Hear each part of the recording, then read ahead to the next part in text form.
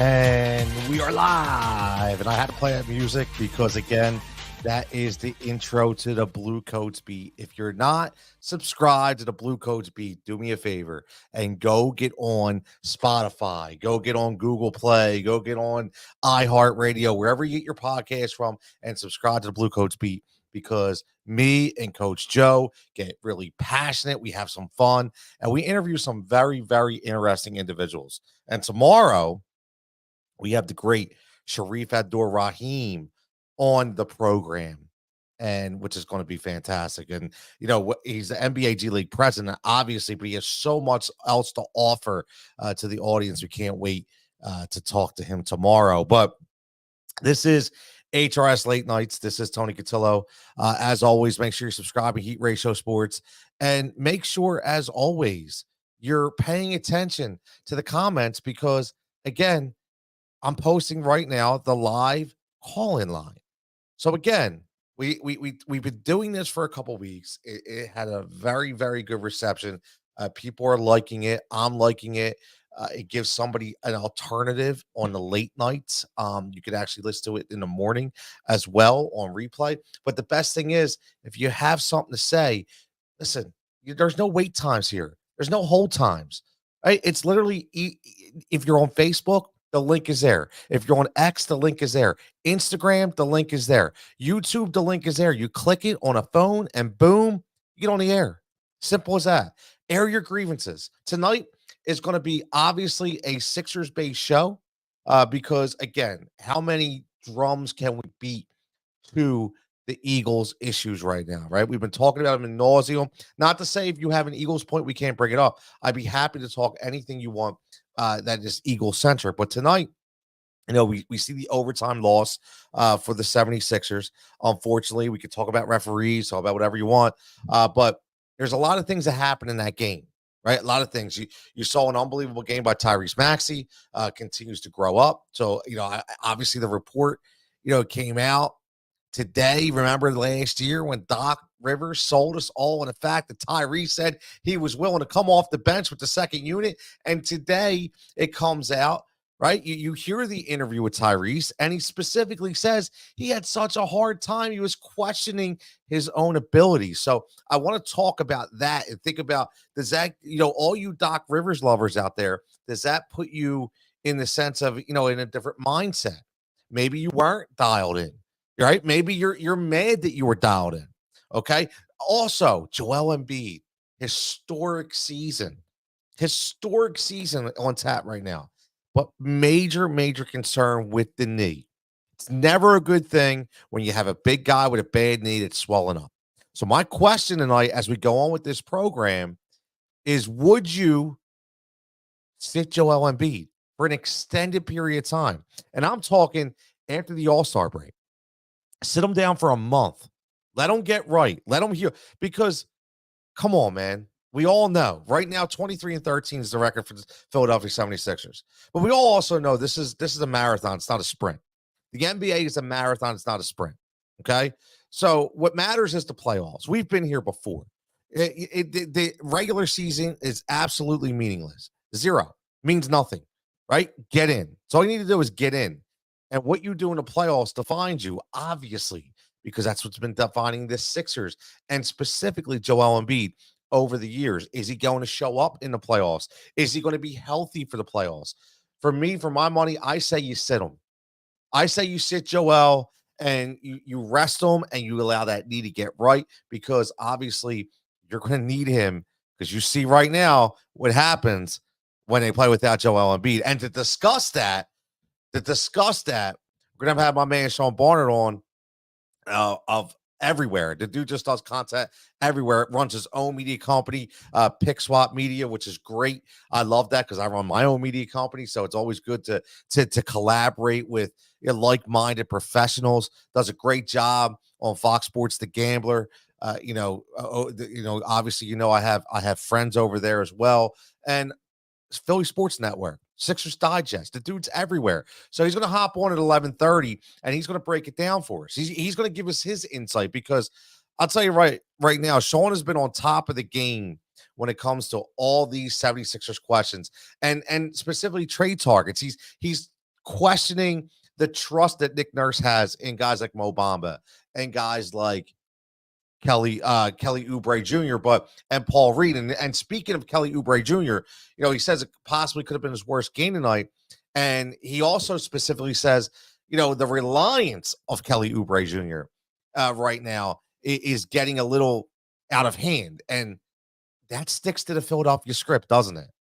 When guys come in and guys are role players and guys play a specific way, and then all of a sudden we keep relying on them to get more and more and more, they continue to be exposed. And that's what happens. So we have to figure this out. And I'm confident that we will. But, I'm going to bring Sean on. He's going to come on about 11:30. And we'll have a conversation. And if you have any questions for Sean, you can hit us up. You can call in live. You can throw them on YouTube. You can throw them on Facebook. Throw them on X. I'll make sure that he answers them. Again, a great young mind within the NBA. I tell you, there's some fantastic young NBA insiders, analysts, reporters out there, whatever you want to call them. I refuse to call them podcasters because they're not bloggers. They do a fantastic job. We have the real Michael KB on for 97.3 ESPN. Fantastic. I've had Kai Carlin on for USA Today. Fantastic. This is the first time I'm having Sean Barnard on, so I can't wait because I love his content. I love what he does on a daily basis, and I think he's going to break it down better than anybody right at this moment that we've had on the show since Michael KB. My man David checking in says, Cooter to the Ducks, man. That Goudier, I'm not even a hockey guy, right? I'm not even a hockey guy, but how do you not like that whole situation is just crazy to me. We've dealt with this in Philadelphia for so many years, right? We've dealt with the flashback, for so many years with athletes not wanting to play here. JD Drew, right? With Eric, Eric Lindros didn't even want to play here, right? It's so funny, like how these athletes have carte blanche. I mean, we all forget that Kobe Bryant was drafted by the Charlotte Hornets, and he said, "No way, I'm not playing for Charlotte." It's like, I'm not playing. Eli Manning, I'm not playing for the Chargers. I want to go to New York, right? So, these guys hold all the cards, and I love what, Torts, listen, what it is. He didn't want to play for the coach, man. Like, he didn't want to play for the coach. The dude's soft, right? David, the dude is soft. He didn't want to play for the coach. And honestly, he didn't have the cojones to come out tonight on the interview and specifically talk about it, right? He didn't even have the cojones to come on. He just said it was private. That means you're soft, bro. That means you're soft. That means you did not want to say that you didn't want to play for a coach that demands that you play hard, that demands that you practice hard. Maybe, you want to wear a red shirt, so nobody touches you in practice, right? Come on, man. Like, the Torts ain't playing that game. And that's why that team is playing well right now. And that's why I keep saying, man, yeah, the Kevin Hayes death threats, Mike, David, is ridiculous. And that's why Torts came out in a press conference, man. And I honestly agree with them. You listen, you have to be very, very careful when you're in the media and you report.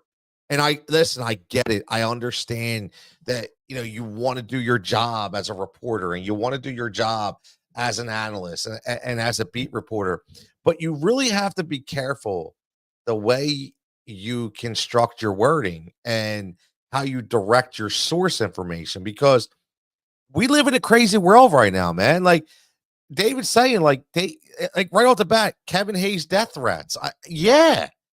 Like, it's crazy. And Torts had to come into the press conference and be like, this is a good man. Like that, even though the source supposedly was internal, right? And again, that reporter, who I'm not going to name his name, but that reporter has no reason to be incredulous. He has no reason to false report.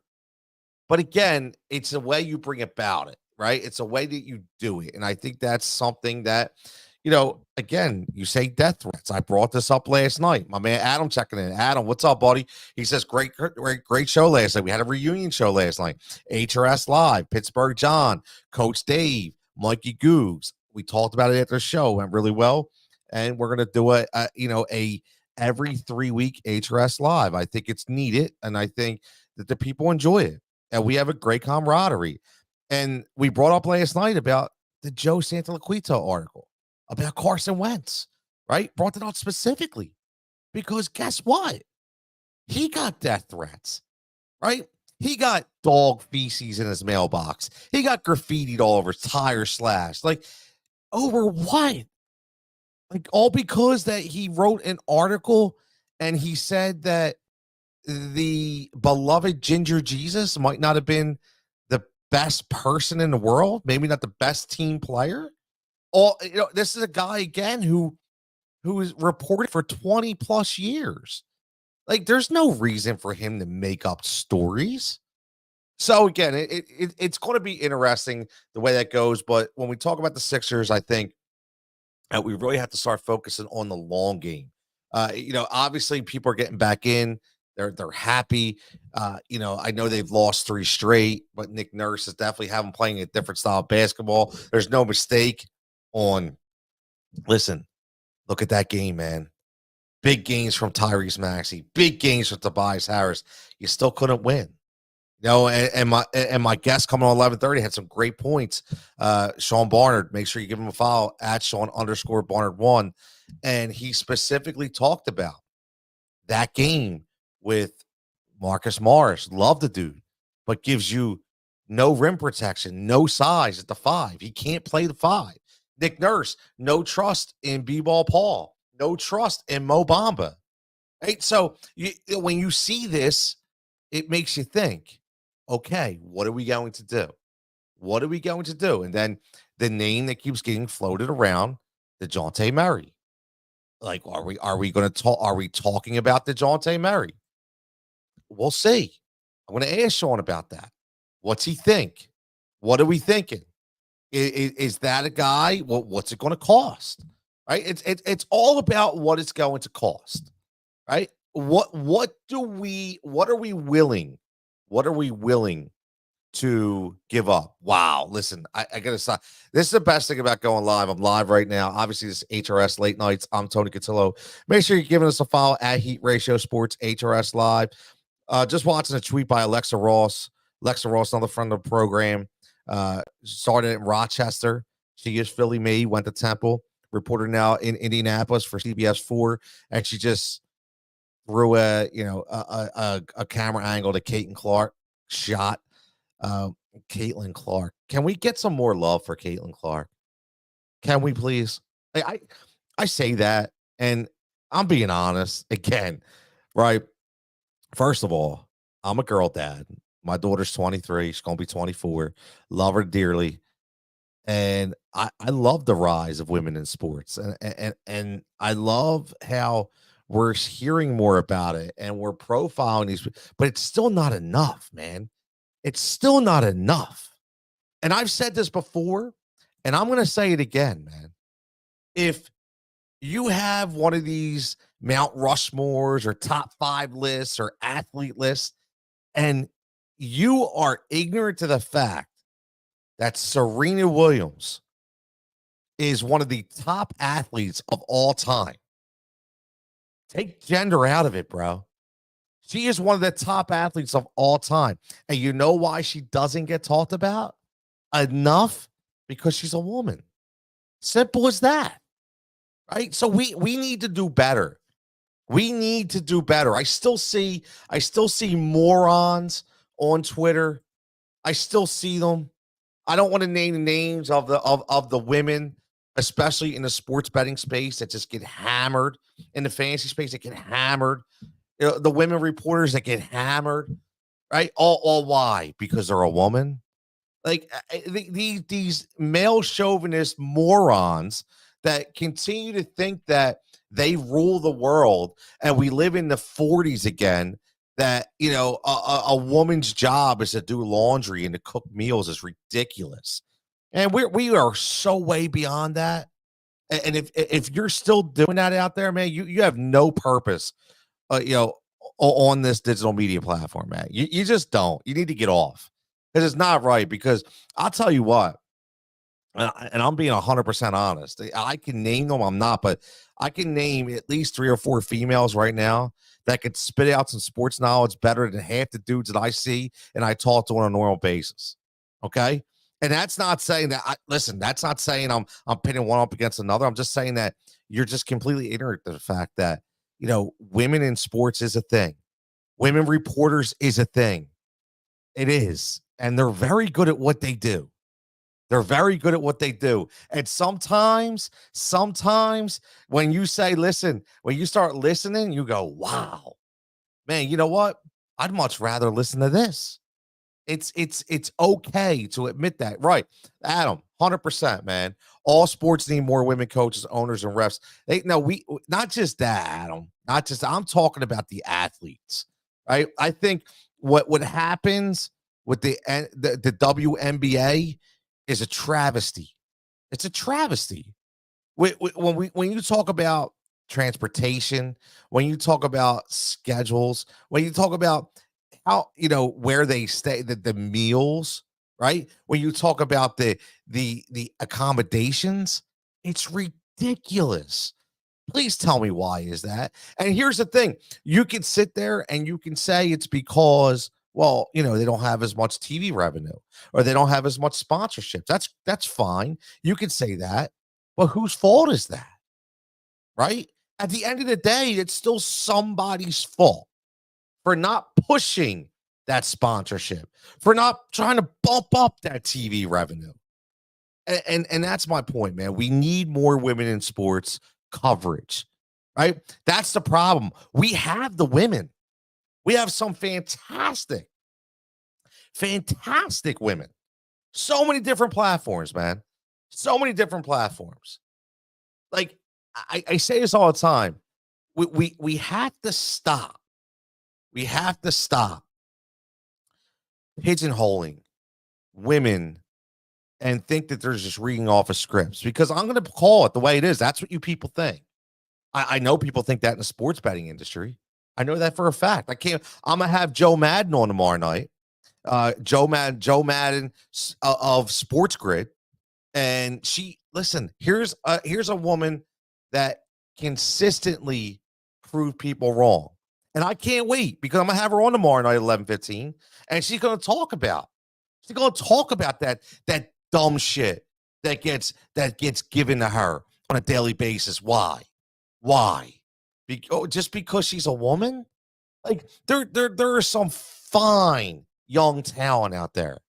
Seriously, when it comes to sports knowledge. Kayla Santiago does an unbelievable job.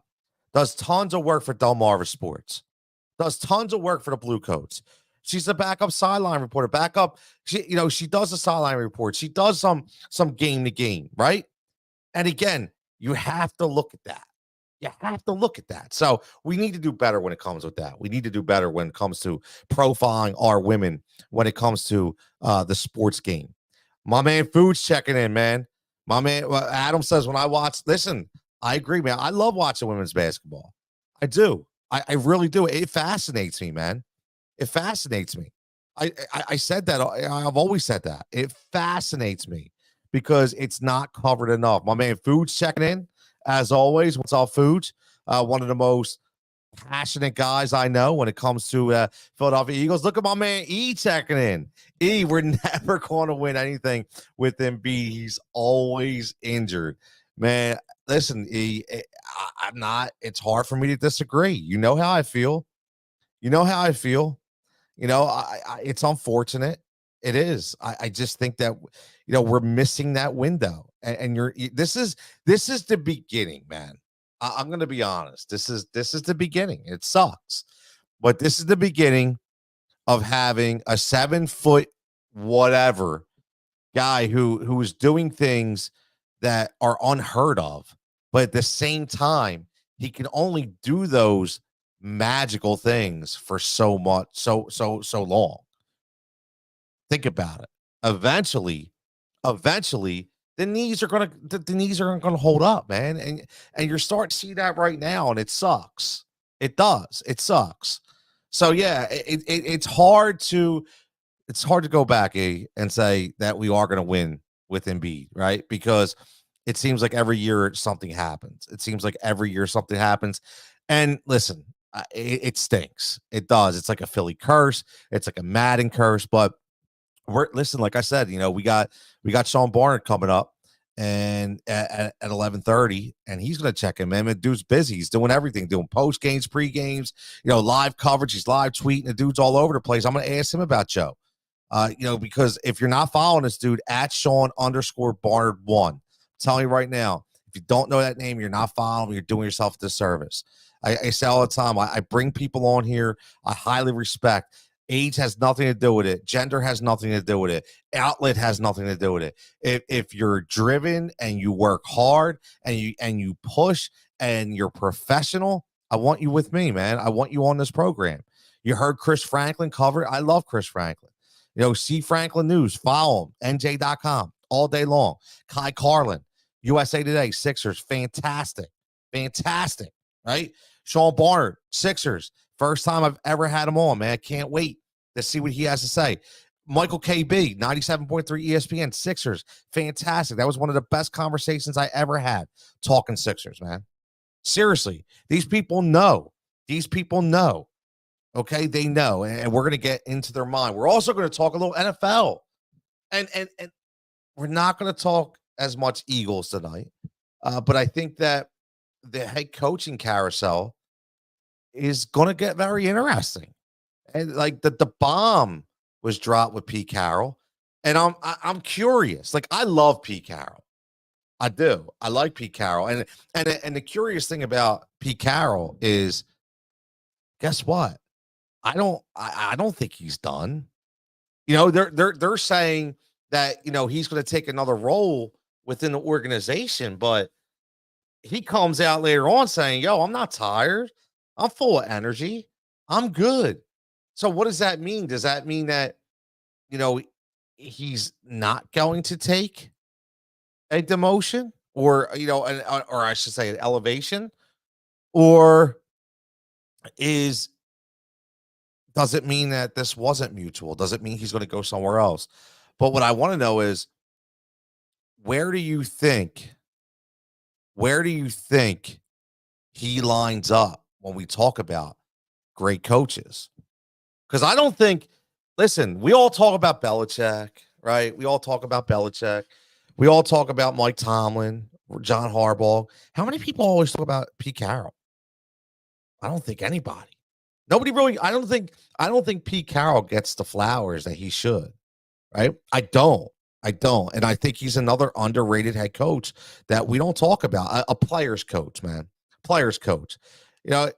When you can curb the personalities for players like a Marshawn Lynch, like a DK Metcalf, and you could curb these personalities like a Richard Sherman, like a Cam Chancellor, like a Earl Thomas, right?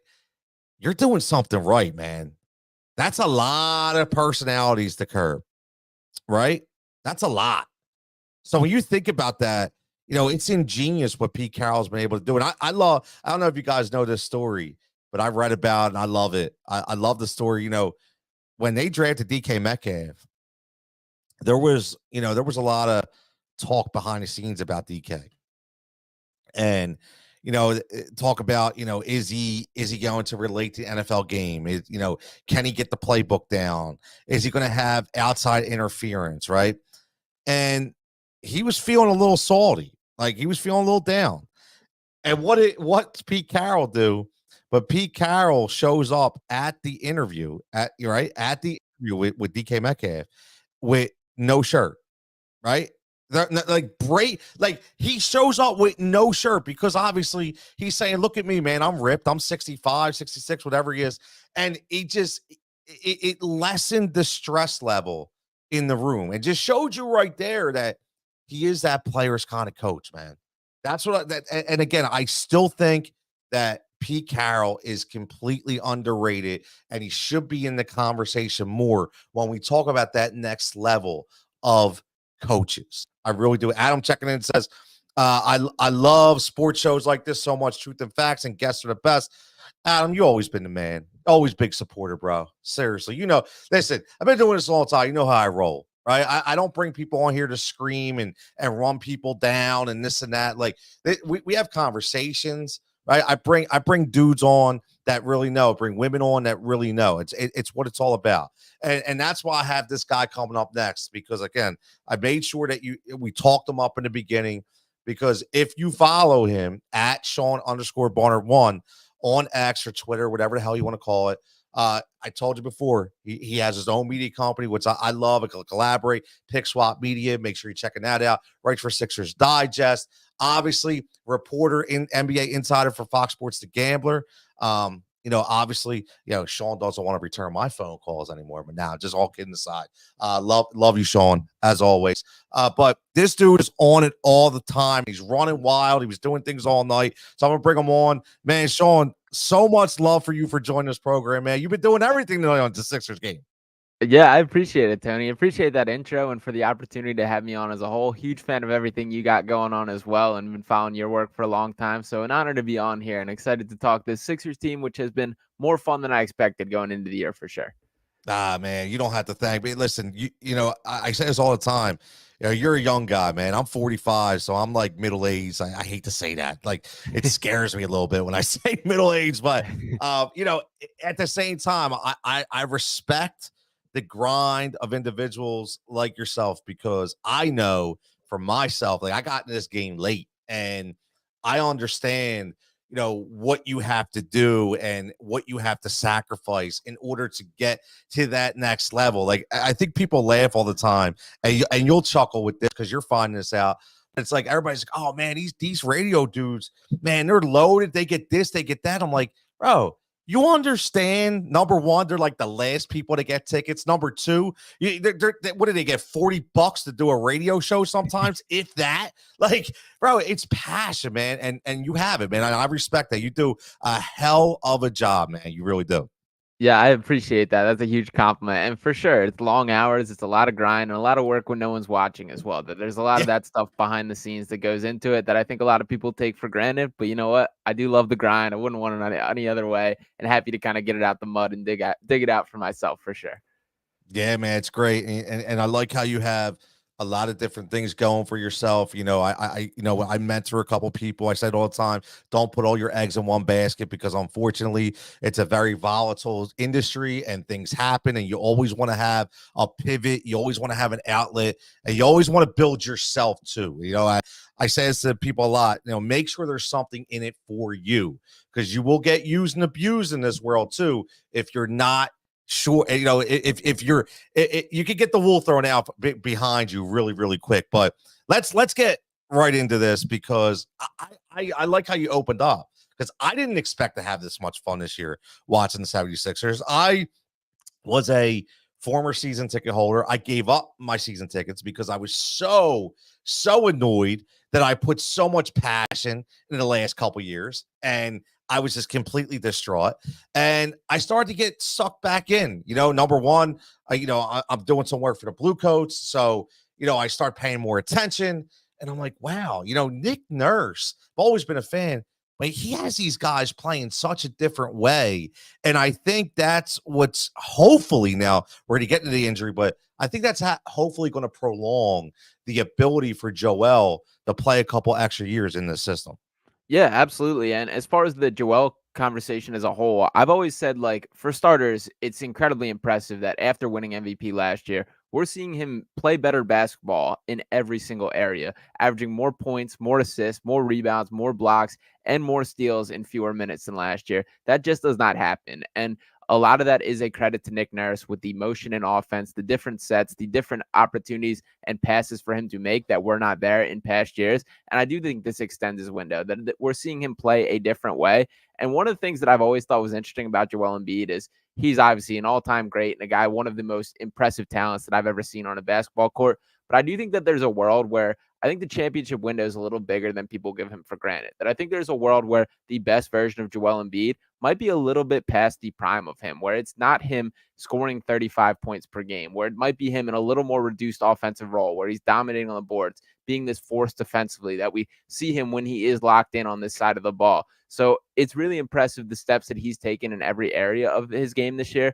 And for starters, it starts with him buying in, and the rest of the team is absolutely followed. So huge shout out to Nick Nurse, huge shout out to Joel Embiid for embracing things, and he's taken his game to levels which I don't think anybody thought he could go to. Yeah, I fully agree with you there, man. I do. I think, one of the biggest things for Joel this year, I was one of them dudes that was like, finally, like, bro, you got to get off social media. Like, stop going back and forth with the fans. Stop all the shenanigans. Just be a basketball player. Like, that's all you need to do, because you're so good, man.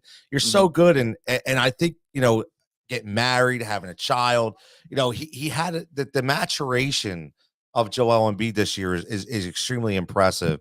And, like you said, people are going to follow, right? That's your leader. They're going to follow. Now, my man, Adam checking in says, Sean, how many years you think Joel have to win a championship? So let's start. Like, what's that window for you? I said 3 years. When I came in this year, I said 3 years. What's your take on that? Yeah, I think I would go a little longer than that. So he's 29 right now, going to turn 30 this year, which is crazy considering, like, remember this guy's infancy of his NBA career and when he first came to the league as. But he is going to be 30 this year, and we're still seeing him progress. And the biggest thing to me that extends the window is this guy, Tyrese Maxey, that there's now a player to hand the reins off a little bit to, and that feeds right into this reduced role that I can still see him filling at a very high level. That there are some inherent issues that we're seeing in the modern NBA with building around a big man, that there's just some difficulties for creating shots for him because there's just different ways to defend when there is a post-oriented player. Now, to Joel Embiid's credit, he's done a great job of combating this by becoming one of the most lethal mid-range shooters in the entire league, having some shot creation skills where he's able to put the ball on the floor, but there are difficulties when it is a big man. Now, when you have a guard to pair with him, like Tyrese Maxey, who continues to get better and better on a night in and night out kind of process, even a night like tonight, I think was a significant step forward in his development without Joel Embiid there. So I think having Maxey as like this number two, or this guy that is still early in his developmental arc for what he's going to be as a player, really does extend that window. So to full out answer the question, I think I would probably put it closer to like the 5-year range for what the window is. Now that, again, that could change with one wrong step or one wrong injury, and that's kind of the balancing act that there is with Joel Embiid. But I do think that the window is a little longer than people give it credit. I listen, you're very positive about it, and I hope you're right. I do. So the reason why I bring it up is it scares me. Like, the knee already scares me. I think we're underplaying it, man. I really do. I hate to say it, but we do. And I'm a proponent right now. I say sit them to the All-Star break. Like, seriously, like this is a marathon, not a sprint. Like, just sit them. We don't just put them out, put them down, let them get right, because we need him long term. And I don't care about beating some of these teams, right? It doesn't. And I think in the NBA we get too carried away with seeds and this and that. The East is up for grabs. I don't think it's a runaway. We could very easily get one of the top 4 seeds, in my opinion. And I just think that, in my thoughts, that you sit him, you get it right, and you take some of that concern out, because right now, man, there's a lot of concern. What do you think about it? Is that a little too drastic, or do you think they should start to look at something like that? Yeah, it's interesting. So I'll start by saying that my ears are also a little bit perked up for what exactly is going on, that there has not been the most like concrete evidence from the Sixers. They've been pretty hush-hush about things. That we saw the ankle injury, which occurred against the Raptors, where he rolled that. That was very clear that happened. He missed a couple games, missed Christmas because of that. Then he comes back, and then the most recent stretch of games that he's missed has been listed as left knee soreness or left knee swelling. So there hasn't been like a diagnosis or what the specific injury is beyond that. I would love to see more information on that before there's some sort of decision made. I'm sure they obviously have access and are much more well-informed with this kind of thing. But I don't disagree with your overall premise of one of the, I guess, lingering conversations in this is, of course, MVP. We know Joel Embiid coming off the MVP last year, that the NBA has put in these standards where you have to play 65 games to qualify for these awards. Now, I will say that he is still on pace for this at this current time, and I do think that means something to Joel. I've been pretty sympathetic with things that I do like when guys care about winning awards and having those accolades, because at the end of the day, those do matter in a way that I don't think people give credit. That when it is the end of your career and you're hanging up that final jersey and looking at your full bullet points of what you did, you do want those MVPs, those defensive player of the years, all those things. But in the grand scheme of things, what really matters is, of course, a championship. So if sacrificing a potential run at MVP, and the disappointing part about this is that if the season ended today, I likely think Joel Embiid is the MVP of the NBA right now. But by sacrificing that and putting in the team first and giving the team the best chance to make a run, that finals MVPs are a little bit sweeter. So I do agree with your overall thought process, but I would like to have like a little bit more information on what exactly he is dealing with. Listen, I like it, and I respect it, but I'll tell you what, man. For me personally, if I find out that Joel Embiid is worried more about a personal accolade than actually getting to the finals, I'm gonna flip, man. I really am. I get it, I understand it, but we've been through too much here, and I feel like this is almost like a reset, right? Because we've tried so many. I still say, and I'll continue to say, that the best opportunity I thought we had to win was with Jimmy Butler. And I still think that we've continued to screw up year in and year out with giving away assets and picking the wrong guys and signing the wrong guys. And now we actually have a chance, right? Cap room, assets. I don't want to screw it up. And I'm thinking to myself, like, this is a kind of like a reset. And so talking about that, do you feel that they will use those assets at the deadline? No, I've been following you seem like you're becoming receptive to the Dejounte Murray talks. I agree with you. I'd much rather have Murray over Levine. Not a huge Levine guy. But I also saw you tonight. I thought it was very interesting. Say it looks like Nick Nurse is losing trust in his backup centers in Mo Bamba and in B-Ball Paul. And listen, you said the great thing. Go small with Marcus Morris gives you no rim protection whatsoever. So looking at all of that, I know it's a loaded question, but trade deadline, do you think they try to address the little pieces, or do you think they get crazy and go all in? Yeah, so a couple things here for the backup center stuff. I mean, I think it's pretty clear that Nick Nurse doesn't have a strong confidence in B-Ball Paul or Mo Bamba, and for good reason for both, for being honest. That we know what B-Ball Paul is and the ups and downs, the roller coaster that is him as a basketball player.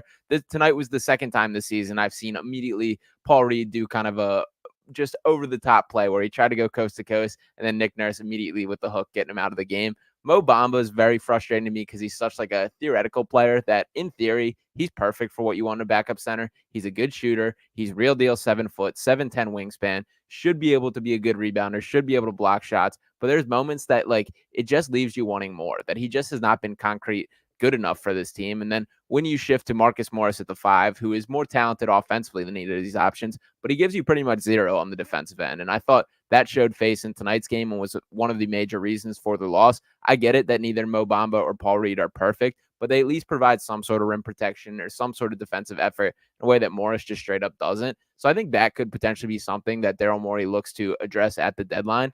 But I do think that there are bigger pieces that should be in play. And one of the just sticking points that the Sixers continue to echo is this thought process behind cap space, that they want to put themselves in a unique position where the Sixers are, as of now, slated to have the second most cap space in the entire NBA this summer, trailing only the Orlando Magic there.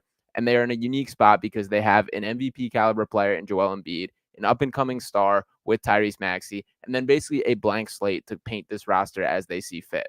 So I think Daryl Morey is really committed to that. And when you look at the James Harden trade, the common denominator between the players coming back with Nico Batum, with Robert Covington, with Marcus Morris and KJ Martin, those are all guys on expiring deals that I don't think Morey's ready to sacrifice that. But for me, I'm kind of the mindset where you strike where the iron's hot. And if you have an opportunity to compete this year, you absolutely do it. And Dejounte Murray's a guy on a long-term contract. But for me, I'm willing to bite that and take that I would rather one player that you have than kind of this theoretical players you could get. Because while this cap space plan is great, it only works if players actually come. And when you look at the track record of the Sixers organization, not particularly stellar for bringing in free agents. So I personally am more prone to striking now. I am concerned that Daryl Morey is a little more comfortable sitting back. I think it's a great point. I could not agree with you more. I say all the I love to hear you say that, because what you say makes perfect sense. It's so much easier especially when you understand the logistics of the cap structure of the NBA, to re-sign your own, to have, so you trade for this guy, you work out the extension, you work out the deal, and boom, make sure he wants to play here. You never know, man. Like, if you wait to the offseason, you don't know where these guys are going to go. They want to form big threes, they want to super teams. I mean, you have no idea. So I'm with you. I strike while the iron's hot. I think that, especially right now, a lot of chemistry on this team. So, but that also works the other way too. Are you afraid that, you mentioned some good names? Like we I already thought we got trash back from Harden, but we really didn't. We got a lot of good role players, really good, that we desperately needed. Now, do you think though that we could mess up the chemistry on this team if we start getting rid of some of those expiring contracts and bringing some new guys here for this stretch run? Yeah, the guy that I think is front and center in this conversation is Tobias Harris. That we've been through. It feels like Tobias Harris has been here for 50 years, and we've been complaining about the big contract every single second. And now, like, the light is finally at the end of the tunnel for that contract coming off the books, that he's now an expiring deal. But then at the same time, like, if you want to bring up Zach LaVine on the hook for 4 more years at close to $200 million, making about $40 million a year. So if you're, in theory, like, Zach LaVine is a much better fit and a better player than Tobias Harris. But do you really want to commit to that type of money when you're just getting off this deal? So there's the balance with that too. And then you bring in the vibes and the personality, the chemistry. Tobias Harris is pretty vital to this team in that regard, that he is a leader on the team. He is a guy that's a good locker room guy, a good clubhouse guy, and a guy that has taken a lot of these other players under his wings. So you kind of run that risk of messing up that. And again, like, I would hope that there's Daryl Morey, I would say, is not a guy that buys into the chemistry for the most part, that he's much more of the data, the analytics, and the talent standpoint, that talent wins out. But I think he's learned a little bit of a lesson about that during his time in Philadelphia, seeing the Ben Simmons stuff and seeing the way the James Harden, Doc Rivers kind of clash played out, all these different things. So I think he's a little bit more prone to this year, once again, being careful, not messing up the chemistry, not messing up the vibes. And my ultimate, I guess, frustration with that is I don't think that leads to a championship. So I do hope he gets more active than that, but I do think Morey's more content with sitting back and watching than people want to be the case. Yeah, and it's funny because I never thought of him as that kind of guy. And it's funny, and I know you go all world and you go 4 for 4. And again, we're talking live on the Rise of Rack Media line. We're talking to the fantastic Sean Barnard. You can follow him at Sean_Barnard1, does tremendous work. Now runs his own Pick Swap Media. You can hear him on Fox Sports The Gambler, Sixers Digest, Philly Sports Network. He's all over X. Make sure you find great information. And it's funny because I look at it and I say to myself, again, we always wind up loving the player who exceeds potential, and then he gets exposed when we put him out there way too much or have a huge reliance on him. And that guy to me is Kelly Oubre Jr., which I think, again, you mentioned it tonight, relying on him to be too much. If he is who he is, fantastic. Even if he gives you about 10% more overproduction, but to have a guy that you're relying on consistently, we see it all the time. And I brought up the Phillies number one because we thought when Dombro came here as a GM, he was always a guy to give up all that young talent and go, and he hasn't done it at all. Complete flip the script. Morey, I think, is flipping the script. And then when you talk about guys on the Phillies that we overexpose and play too much, it feels like the same thing here with the Sixers with Oubre. I mean, is this just now because he's trying to fill a void with Joe's been lingering injuries and not playing all the time? Or is it that we're starting to rely on him way too much?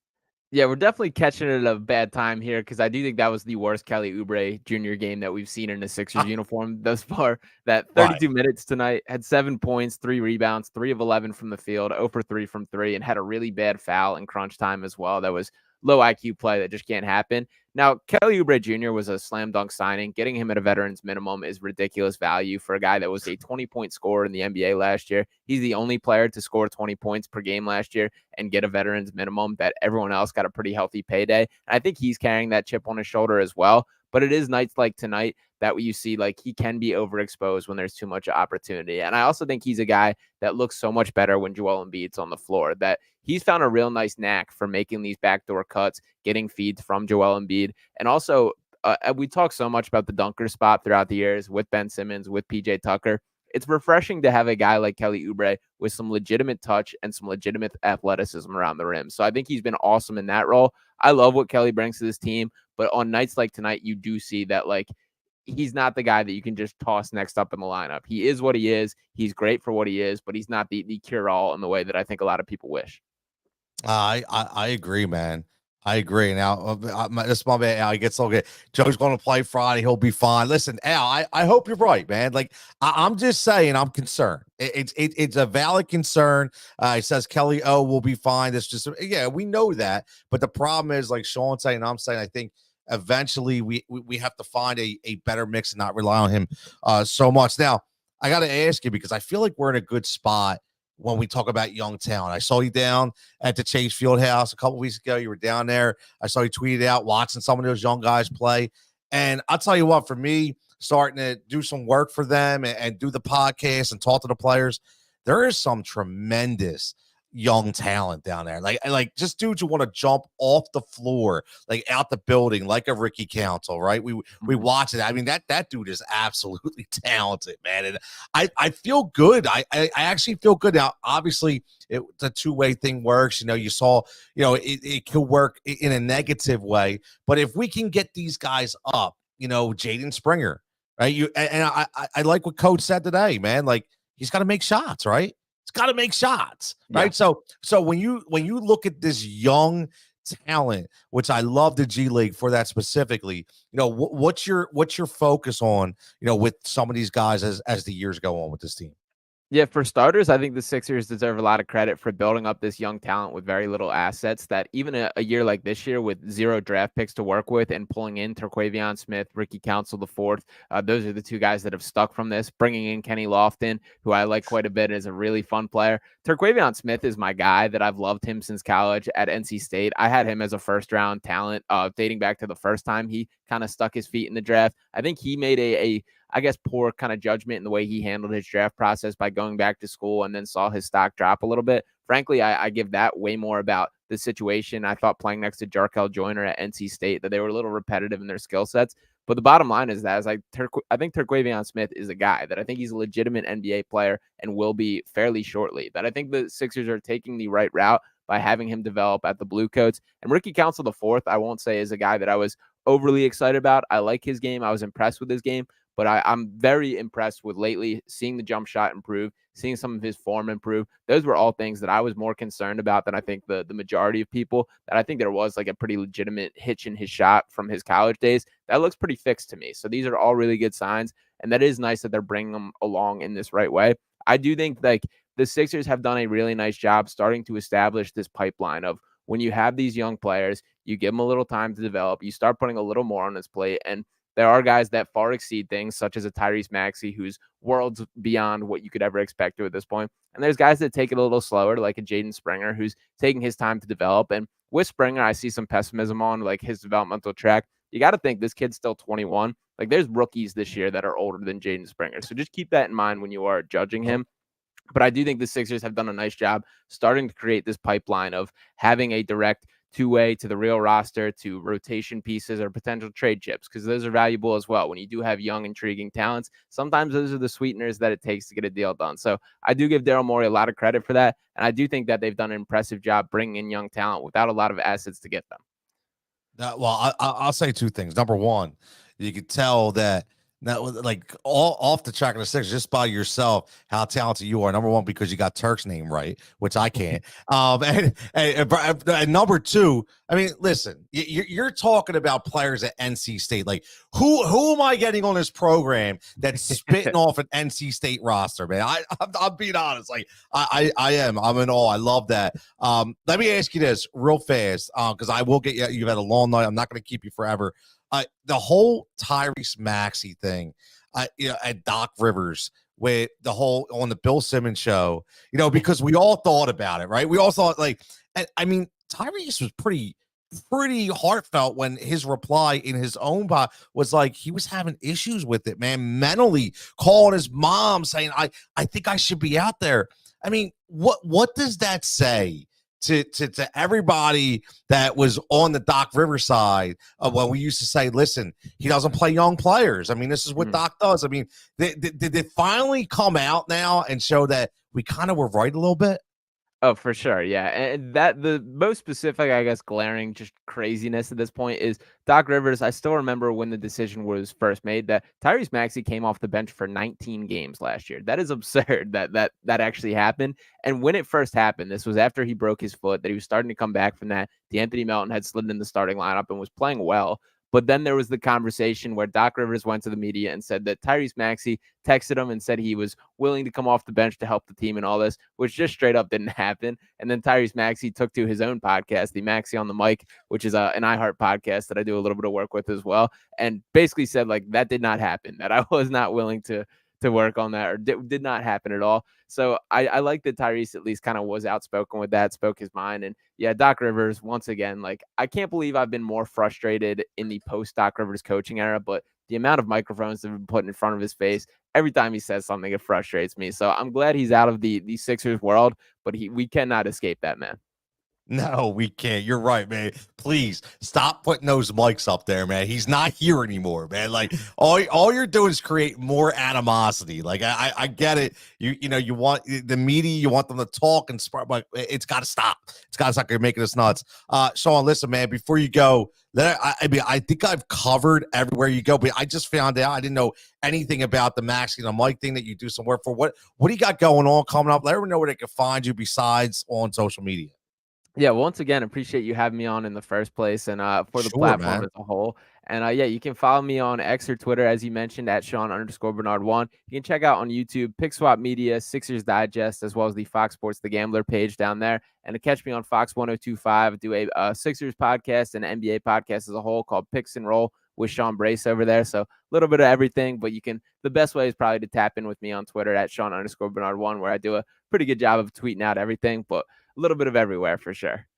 I love it, man. I love it. And to make sure, tomorrow when you do the picks and roll with my man SB, tell him we need to call somebody back once in a while too, because all of a sudden he lost my number for some reason. But nah, he's a good dude, man. Like all that Jansen and the crew down there, man. They do good stuff, man. But I appreciate. I know it's been a long day. You did pregame, you did live game, you did post game, and now you jump on with me, man. The invite's always here. I appreciate you having me on, and again, much luck to your success as you continue to rise. And once you get up to that peak, man, don't forget the little guys like me. All right, that's all I ask.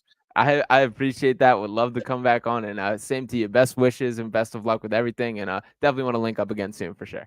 Yeah, man, definitely. We 100%, man. I appreciate it. You have a great night, and we'll catch up soon, man. You too. I'll catch you, Tony. All right, see you, brother.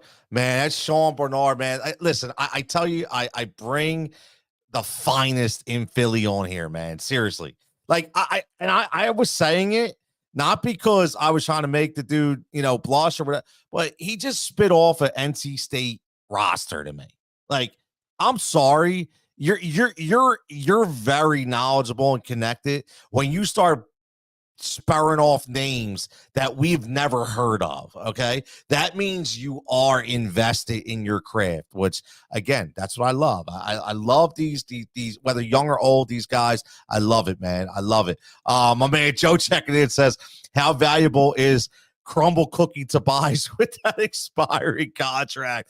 I'll tell you, man, Tobias 32 points again tonight in a losing effort, but I feel like we've been talking about this forever. Right. But I think, Joe, we're finally going to get our wish. I think Tobias will be gone. And I will say this about Toby, right? I'll say this about Tobias. I do. In a way, because listen, I'll be honest, I've killed him over the years. I have.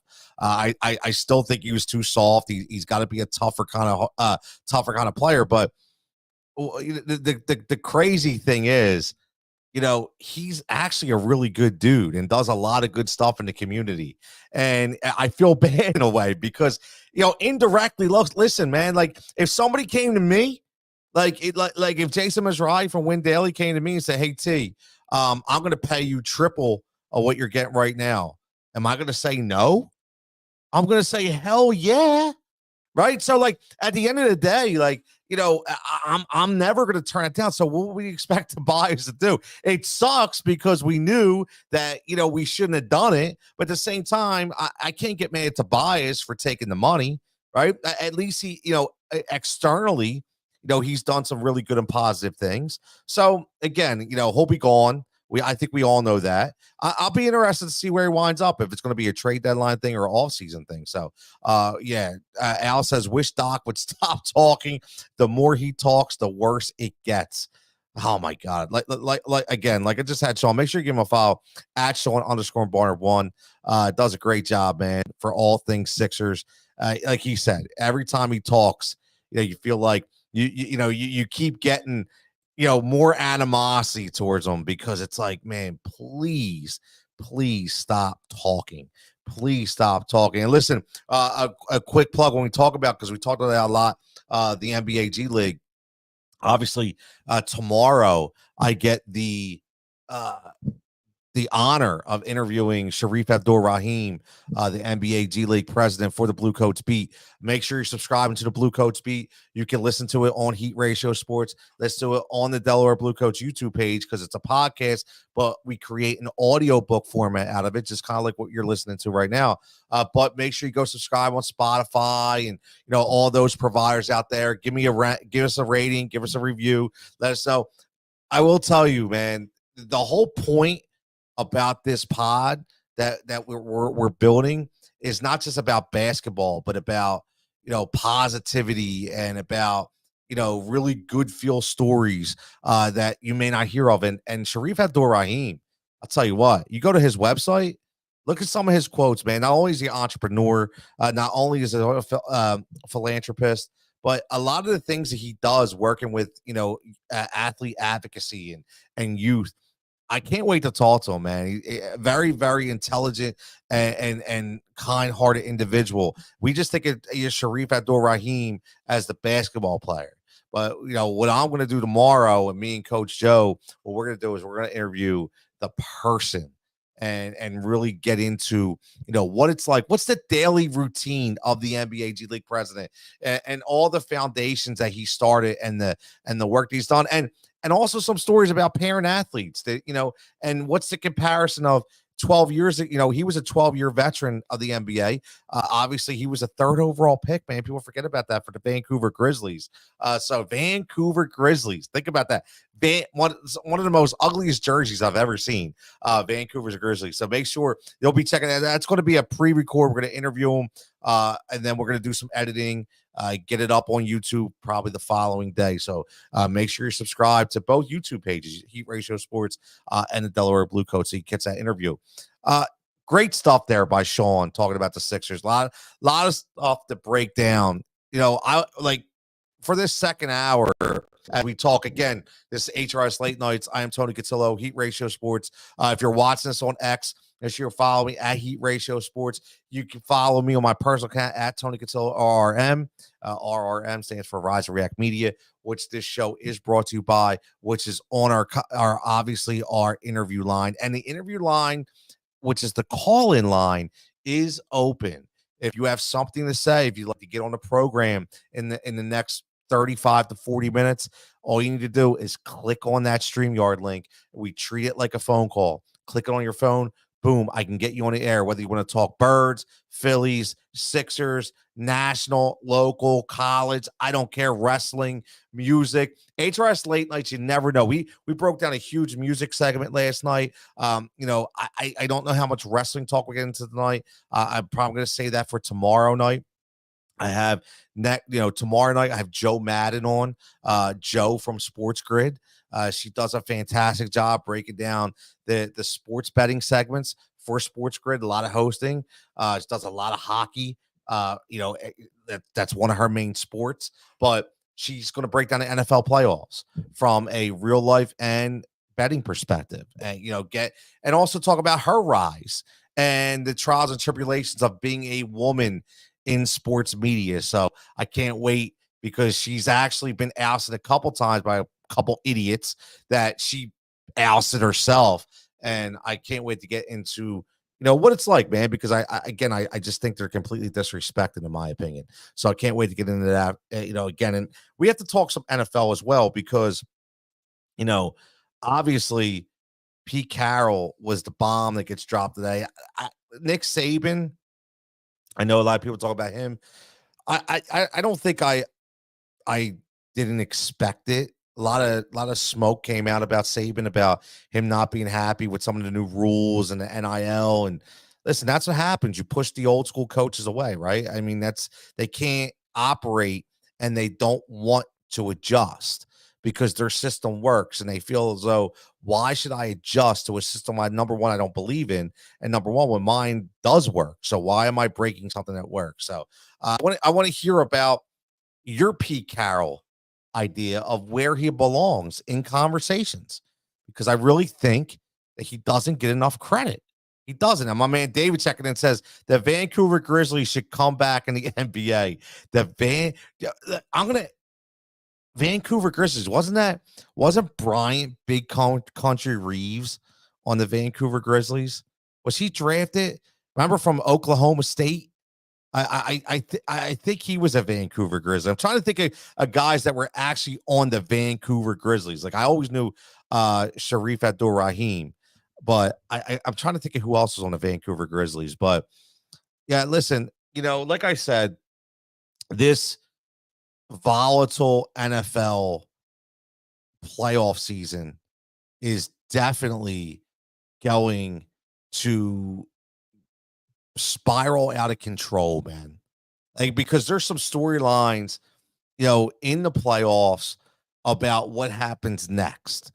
Sean McVay, who's done a hell of a job, 7 of the last 8 games out there in LA. Well, he talked about not even wanting to return, and he did. And not only did he return, but he's excelled, right? He's excelled, which is great. So, what's going to happen to him next? Now, Joe makes a great point. This is why I love having guys like Joe on the show. He's a historian of sports as well. Carroll won a national title and a Super Bowl, next level, 100%, and it's never talked about. It's never talked about, and like, I always wonder why. Like, Joe, why do you think nobody talks about Pete Carroll? And I'm being honest, like, maybe I'm wrong and maybe I'm not listening to the right programs or read the right articles, but I never see articles or programs or shows that are laying a claim to such an amazing, historic Hall of Fame coach. We're always talking about the same guys, I feel. We're always talking about Bill Belichick. We're always talking about Andy Reid. You're always talking about the old, like, Bill Cowers of the world, right? But we never talk about Pete Carroll. I don't understand. Like, and the thing is, like, I could see if he was one of those dudes that, that had bad press. He was one of those coaches that was like a complete jerk off to the reporters, or, he was a jerk off to his players, but he's not. Number one, he's a player's coach. He's one of the most energetic individuals I've ever seen on the sidelines. You never, like I said earlier, you never hear anything bad about him. He's been able to coach through multiple personalities, right? Which is not easy to do. Guys like Richard Sherman, guys like a Cam Chancellor, an Earl Thomas, a Bobby Wagner, a Marshawn Lynch. Think about it. Like, he has done such a tremendous job with what he's had. DK Metcalf again, right? I talk about again, right? Think about it. He's continued to just overload with success, but we never talk about Pete Carroll. I'll tell you, man, he's on my top, man. He is on, like, if you're not putting Pete Carroll on one of your top lists, I'm going to say it again. You don't deserve to talk about the NFL, because again, you don't understand it, right? Oh, I didn't even think about that. So Joe says probably because that ridiculous Reggie Bush issue and people think it's tarnished at USC. He won with bad quarterbacks in college and continued to win with bad quarterbacks in the NFL. Not Russell Wilson, obviously, but again, Geno Smith. Like, seriously, he made Geno Smith into a football player, man. Like, he made him a football player. Like, that's not easy to do. Listen, you could say what you want, but DK Metcalf is a very tough individual to coach. There's a reason why people passed on him. And Pete Carroll's done it easily. Easily. Marshawn Lynch. Are you serious? Takes a special individual. And the thing is, you saw guys, other coaches that haven't been able to handle it, that we talk about it all the time. Look what happened this year with George Pickens and Mike Tomlin. Nobody talks about that. Look at Andy Reid with T.O. Yeah, sure, we talk about it, but we still prop up Andy Reid. He couldn't handle T.O. But here's Pete Carroll, who can handle anybody. I'm just saying, this guy, again, like Food checks in says, Pete Carroll at the college and pro level. Just an absolute stud. Absolute stud. Now Food's checking in says how he should trade for Sean McVay. I wouldn't hate that. I wouldn't hate that at all, man. I wouldn't hate that at all. I look at it and I say to myself, I don't think bringing in, like, I'm going to be totally honest. Okay. I don't think they're winning Monday night.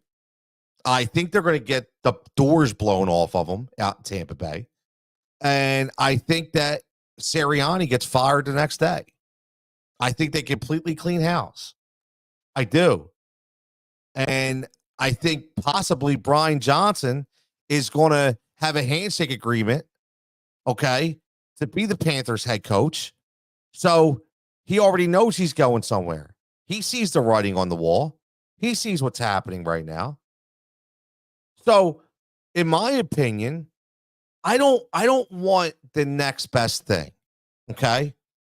I'm tired of that. I'm tired of, let's groom up the guy who's the offensive coordinator, who's going to be the next big coach. I'm done. I don't want the college guy. I don't want the quality controls guy. I don't want the friggin' water boy. I don't want any of that. I want a solid NFL football coach, a leader of men, an offensive genius. That's what I want. I want offense. Okay. That's what I want. I don't want a defensive game. I want offense. I want points, man. Right? I want points. And if I can get a decent defense, I'm in. Right? So if I got a trade for Sean McVay, I'm trading for Sean McVay. But here's what I will say.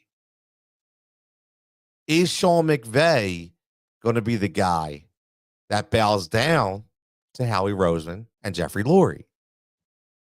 Remember that. Now you're in that scenario again where you're not only looking for a head coach, you're looking for a head coach that's willing to be a puppet. That's what you're looking for. I mean, think about it. Do you think it's a coincidence that the guys that they've had haven't been very great their press conferences? Don't you think it's a coincidence? Because they don't know what to say. They're a corporate mouthpiece. That's the problem. That's always going to be the problem. And what we do is we just hope and we pray. Like that Super Bowl, but Peterson, that is not Doug Peterson's Super Bowl. I'll be honest with you. That is not Doug Peterson's Super Bowl. I continue to say that, man. Like, bro, like he didn't even call the Philly special. Like, okay, Doug's a nice guy. Okay, he's a nice guy. He's a man of faith. He's got the Mormon mentality. I get all that. He's a nice guy. He's the BYU guy. He's the okay guy. Everything's gonna be okay, man. Doug, yeah, it's okay. Everything's gonna be okay. But at the end of the day, he's not that dude. You saw it in Jackson. He's not that dude. Okay, he gets a little bit of a leash, and then all of a sudden it collapses. And you saw it. Everybody saw it. Okay, everybody saw it. That was just that year was just the perfect coaching funnel internally that we're probably ever going to see. You had so many different masterminds at specific areas that you're never going to see that again. And that's why it worked out so well. You had accountability for every single position coach. You had accountability for both coordinators. You had accountability for the head coach. Like, everybody had accountability. You don't see that now, right? You don't see that now. And the same thing happens. That message, that positive spin that we got to get up and go. We got to, do the right thing. We got to stay consistent. Man, that's garbage. That only lasts for so long. You need somebody to get up in somebody's ass. That's what you need. I need somebody to stand up there like a Mike Vrabel or a Mike Tomlin and say, get your heads out of your ass, okay? And now it's time to play. I played the Pacino talk from Any Given Sunday last night before we rolled in to HRS Live, and to get you pumped up, to get you psyched. That's what we need. We need that. That message, that 100%, Christian positive message. Guess what, man? It's not working anymore. It's not. It's falling on deaf ears. It is. You have to understand the mentality that you have in your locker room. And you have to understand that maybe you don't have the same players mentally that you had last year. So you have to flip the script. And you have to know when to flip the script. If you're in week 17 and 18 and you're still trying to figure it out, and you're still trying to talk about being adjustment and making adjustments, you've already lost, man. You've already lost. Now, my man Joe says, I hope Brian Johnson isn't too distracted to call a great game Monday. Yeah, me neither, Joe. I like how he said no comment. I like how, listen, Brian Johnson would get a raw deal too, man. He really could. I mean, it's I'm laughing my ass off right now. Joe, I love this guy. Joe says those tough coaches are getting phased out. Capris and visors are taking over, unfortunately. Yeah, what is up with that, by the way? Why, and even Sean Payton, why are you wearing a visor, dude? Number one, he's wearing a visor. You got Dennis Allen wearing a visor. I even saw that stiff Arthur Smith wearing a visor before. The visor's got to go, man. I'm sorry. You're in a dome and you're wearing a visor. The whole point of a visor is for the sun, right? You're in a dome. What the hell are you wearing a visor for? It's not in. That's not in. Visors aren't in. You're not on, you're not at Pebble Beach on the AT getting ready to getting ready to lead off. You're tee off. That's not you. You're not Phil Mickelson. Stop it. I agree, man. What's going on here? I'm gonna name drop, and this guy where's the grittiness of Bill Belichick? Just wearing the old beat up hoodie with the sleeves rolled up and the cargo pants, right? I want to, hair's all uncut, hasn't been cut in months. I want to see, man, those guys like the Cliff Kingsburys of the world, come on, man. That's not who I need. It's not who I need, man. It's not who I need. It's just not. I need somebody who's hardcore, man. I need somebody who's hardcore. I do. And that guy for me, I don't know if McVay's that guy, but the one thing McVay is he's an offensive genius, and he knows how to call plays, and he knows how to elevate people's careers. Look at what he's done for Matt. People thought Matt Stafford was done. Matt Stafford's having a hell of a year. Made a Pro Bowl this year, man. I mean, it's a system, and he knows what works. He knows what works. Food says, what would you give up for McVay? That's an interesting question. It brings us back to a few weeks ago when I asked what's more important. Is it more important to have the great head coach or the great quarterback. Because if you think you have the great quarterback already and you're looking for that great coach and you can get the best of both worlds, you know what? Then maybe it's 2 first-round picks, right? Think about it. If you're that convinced that you have the people in place, if you're that convinced that you have the roster to compete for a Super Bowl right now, then you go for it. David's a Rams fan. David says my Ram. I agree. I picked the Rams. I think they're going to win at Detroit. I do. I think the Rams are going to make some noise in the playoffs, man. I really do. I think they're rested, right? I think they're healthy. They have a fantastic. Listen, man. Listen, you're watching an explosive offense that nobody's talking about. Nobody. Think about, see, here's where I'm going to go. This is where we start talking all kinds of sports, right? This is where we get fun. Think about the last running back that you've seen, the last young running back that's as good as Kyron Williams. And he's on a team that's been looking for the next Kyron Williams, right? They thought Cam Akers was that guy. He wasn't, right? They thought Cam Akers was that guy. He wasn't. They have him now in Kyron Williams. And then you go out and you draft a Puka Nacua, and you still have a Cooper Kupp, and you have a very, very serviceable tight end in Tyler Higbee. And you go out there and you snatch off Matthew Stafford. Listen, they've built this the right way. They really have. You know, you still have your Pro Bowl presence in Aaron Donald. You know, and again, like when you look at the landscape of how wide open I feel that this is, the sky to me is the limit. It really is. The sky for me is the limit with the Rams. And I'm curious. I am. But to get back foods, I would 100%. I'm all in on McVay. I'm all in on Mike Tomlin.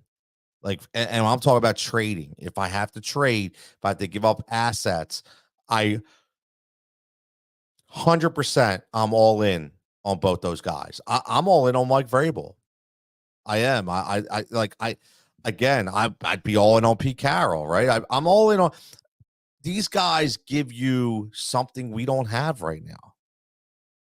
That you can stick up for your players all you want, but if you're not showing that battle camaraderie, if you're not showing that mental toughness, here's what I will say, and I'll put this in coaches' terms, and I think Joe will agree with this, Fuge will agree with this, and anybody listening still that's coach will agree with this. I know my man Coach Dave Dixon will agree with this when he's watching it tomorrow night, or he's listening to this tomorrow morning on his way to work.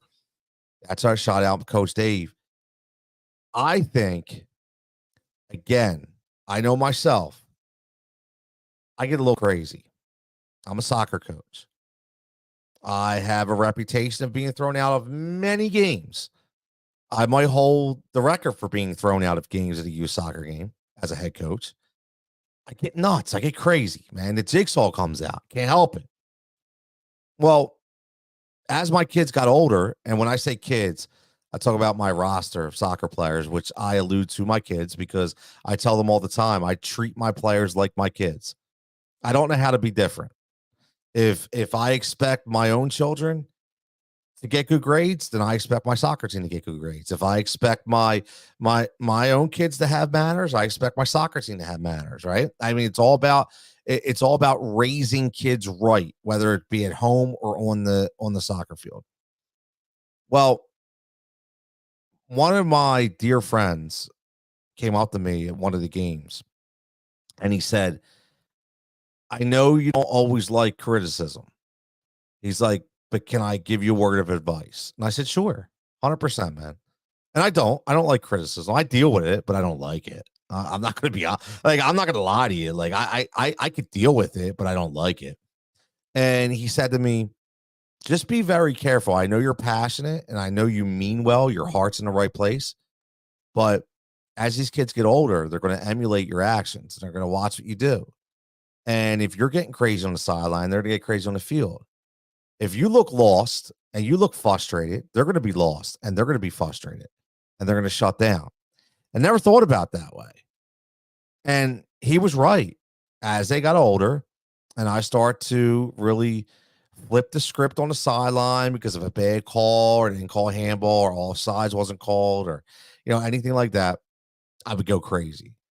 If we start getting blown out on a team I thought we should beat, I would be extremely down and frustrated. And my assistant was like, bro, like you need to stop that because I think it's fueling the team. And I think that they're feeding off of that. What do you think the Eagles are doing? Right? If I have a guy like I'm like Vrabel who's constantly pumping everybody up, no matter what the score is, no matter what the game, no matter what the game factors are, no matter what's going on, you have a guy like a Mike Vrabel, a guy like a John Harbaugh, a guy like a Mike Tomlin, Pete Carroll. Let's go out there chewing the gum, smacking his hands, running up the sidelines. That's the guy you're playing for, right? That's who you're going to emulate, whether you're getting beat 40-7, right? Whether you're on a 5-game losing streak or a 5-game winning streak, it doesn't matter. That's the guy you're going to emulate. And in my opinion, I think that Nick Sirianni, we never saw it last year because he won so much, right? When you win 14, 15 games, what are you going to see?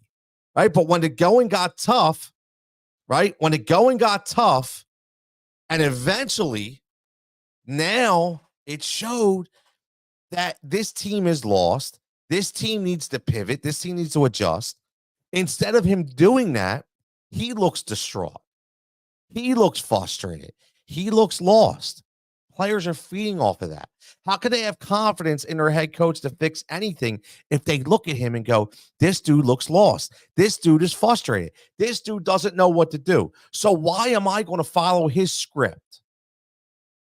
Face it, Philadelphia. This team has lost confidence in their head coach. The team has lost complete confidence and faith that this coach can turn it around. It's simple as that. And you don't get that back. You lead by example. Joe says exactly right. 11 Tony coaches were bitching about the strike zone. Kid later followed their lead, mouthed off in the batter's box, tossed the kid. 100%. 100%. And again, I was at fault for that. I was an idiot. Right? I was a complete idiot. Smacked ass. Call what you were. I was. Right, man. Listen. I always had a chip on my shoulder. I grew up in an inner city. I grew up in a rough neighborhood. I wasn't a bad kid, but I had some situations, right? And I had to be tough. And I had to understand I had to fight for mine. I had to fight my own battles. And because of that, I had an attitude. I had a chip on my shoulder. I didn't lose that chip. I continued. Not only did I not lose that chip on my shoulder, I kind of elevated that chip to another level. And as I started to coach, I started to become the player. I started to become the kid who was playing 5-on-5 at the playground, putting the steel trash can on its side and jumping off and bending it and trying to dunk, right? That's who I was. I turned into that guy. And that wasn't good. That wasn't good. That wasn't good for my kids. That wasn't good for my parents because I'm supposed to be teaching them. Now, I will say this, my happy medium a little bit, okay? And I can't wait to get into some of these names my man David's throwing up for the Vancouver Grizzlies for me. But, my happy medium was I would tell my kids, listen, if anybody's going to bitch, it's going to be me. I'm allowed to do it. You're not. Okay. And everybody was like, wait, coach, how are you? I said, because I am. Don't worry about it, because I am allowed. Okay. But I still had to bring that bitching down a little bit, right? I had to bring it down a little bit. And I actually am proud that I've not been thrown out of a game in the last 2 years. People, my kids on my team are like, coach, are you okay? Like, she's like they literally threw a party for me last year at the inter-county meeting because I didn't get thrown out of a game for a whole year. It's like it's unheard of. Yeah, I was that bad, man. I was that bad. You guys that know me can imagine. You hear me, you know I'm probably crazy over there, right? I get nuts. But yeah, so I just, to bring this all back, I honestly think that they've lost faith in Sirianni, and that's why I just think that at that time, it's time to go. My man, listen, it's not a phone number, it's a link. It's right here. I'm going to put it right under your comment. Right here. If you want to get live on the air, you got a point to bring, man. No problem. If you click on that link on your phone, it treats as a phone call. It's going to dial you in. You'll be in the backstage area, and I'll bring you on, man. I'll bring you on. Whatever you want to talk about. I'd love to have you on, man. That goes for anybody. Listen, we got about 20 minutes left. I could take a few callers. Everybody wants to call in. Talk about whatever's on their mind, man, in the sports world, in life, in music, whatever. You name it. Wrestling, doesn't matter. My man David, talking some big time Vancouver Grizzlies. He wants Anthony Peeler. Wow. There's a name. Remember Anthony Peeler? Only reason why I know Anthony Peeler because I had some basketball cards of Anthony Peeler. Byron Scott. Well, obviously Byron Scott. Blue Edwards. I know Joe knows some Blue Edwards. No, Joe knows some Blue Edwards. We got Otis Thorpe, Sam Maxey. These guys, I would honestly. Oh wow, you went Tony Massenberg. Wow, Tony Massenberg, Mike Bibby. Forgot about that. Brian Big Country Cherokee Parks, one of the weirdest looking dudes ever. Felipe Lopez, and like I said, Sharif Abdur-Rahim, who I get to interview tomorrow for the Blue Coats Beat podcast, who is the current NBA G League president. Sharif Abdur-Rahim, remember, Olympic gold medalist in 2000. He has a pretty impressive resume. So I can't wait to talk to him to talk about the difference and the comparison from, his NBA to today's NBA and, youth advocacy and youth athletics. It's going to be a very, very, very fun segment. So I can't wait for that. Probably be live on, I would say, Friday. It's, Joe says it's funny how Sirianni wants to chirp at fans at their wins. Exactly. This is Joe is me and you were always on the same page. 99% of the time, I should say, right? That's what I said. Like, he's out there, it makes him look like a bozo now, right? Like, it's different if you go out there and you're chirping the fans and like just like Howie. Remember Howie when were they in Houston and he ripped the sign from the fans? And he was like, yeah, got you Super Bowl, though. Acted all tough. Yeah, where you at now, Howie? Howie's hiding, too. Right? Howie's hiding, too. It's like, it's just crazy, man. It's just crazy. It does come off as phony tough. My man calls Sixers blew up, or should I say Sixers suckers blew up, or should I say Sixers? Listen, man. Sixers, tough game tonight, man. Tough game in overtime. They missed their horse. They missed Joel. There's a reason why he's playing like the best player in the NBA right now. Right? You see, without Joel, they're a different team.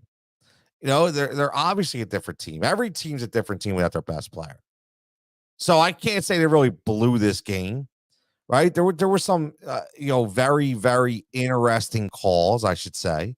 But I'd rather look at, unfortunately, listen, he shouldn't have fouled out in Tyrese Maxey, but 35 points, 9 assists, 4 rebounds, 4 steals, right? 4 steals, courtesy of Sean Barnard. That's the stat line. Again, says basketball never comes down to one play, but it's frustrating for Tyrese Maxey to pick up his 6th foul on this play, and he shows the Trae Young play. Obviously, I thought I watched that play, and I thought the NBA was getting away from the touch fouls. What happened there? Thought they were getting away from the touch fouls. But again, we got a caller on the line, man. We got a caller. We're gonna go to the caller right now, man. We got a caller.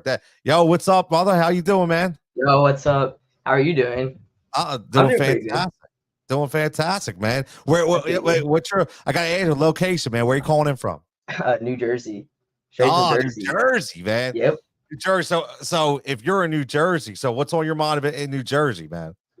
That Maxey call got me so mad, dude. Oh, I am just livid. I can't believe it. yeah. These refs, it's like, Mm. are they paid? I'll tell you, man. Listen, I've always questioned that. I've always questioned, especially now.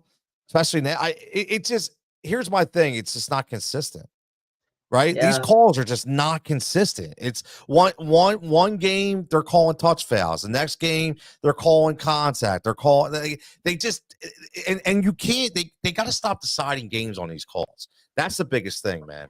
That's what I hate about it. All calls or no calls? Exactly. It's like, can you ever have good calls with human error? It's a good point. It's a good point. I think we need robots honestly. Oh, listen, we're going to get that in baseball. So, Wait, really? Maybe we're going to get that in baseball. Maybe we get those robots that go around like the giant supermarkets that like go down the aisles. Maybe, you know what I mean? Like, I don't even know. I mean, they might do a better job, just man. put like they one of might those do a better checkered shirts on them and no one will tell the difference. So let me ask you something. You talk about the Maxey play. Do you think you're watching the other team, you're watching him hold his own? Are you confident that this team can go forward with him and Joel and compete, or do you think they have to make a major splash? I think that they have enough splash power. You know what I mean? I don't think they need more splash. I think what they need is like consistency and less, independence. I feel like they're not really working together as they have before. That's a good point.